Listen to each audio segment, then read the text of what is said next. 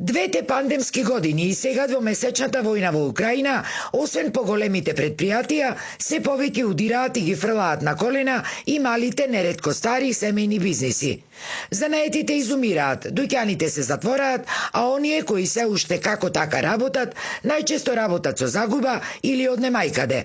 Па според занаетчиите, само прашање на време е кога и тие ќе ги затворат своите бизниси. Алармираат дека голем број од мерките кои што ги презема власта или се беззначајни или задоцнети. Јас сум негде од 86-та година, значи како занечие во Старава Чаршија.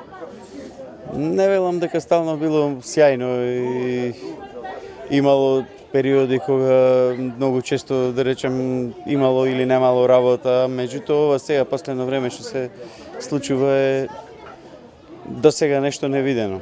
Ајде и да речеме и со пандемијата, ама сега последно, значи и ова после војнава криза што се случи во Украина, нешто како да се пресече, значи воопшто нема работа и тоа е. Ако некој не е ликвиден во бизнисот, значи друго не му преостанува, што може друго да направи освен да затвори.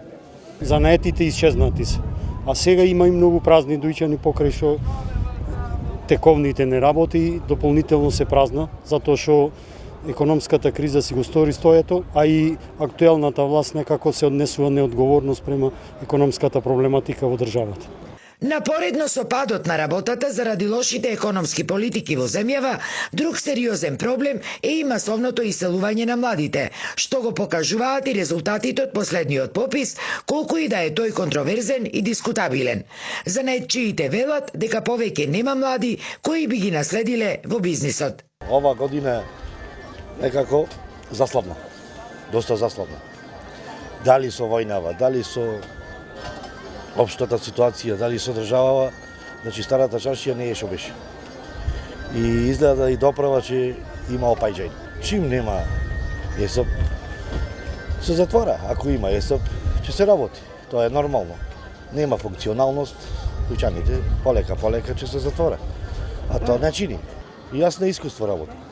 Значи што имам луѓе, што имам муштери, што имам луѓе од кај што земам роба па ме почекува. А иначе сега да се отвори некој, а да нема многу пари, тешко да издржи. Да, сето би одолало. И затоа и да е лесно, тешко, јас ќе работам дур да умрам. Инаку, според Државниот завод за статистика, со последниот попис Прилеп има 69.025 жители, кои пак споредени со пописот од 2002 година се за 7.743 жители помалку. Интересно е тоа што во Прилеп во моментов има повеќе жени од мажи, или 34.817 жени наспрема 34.208 мажи.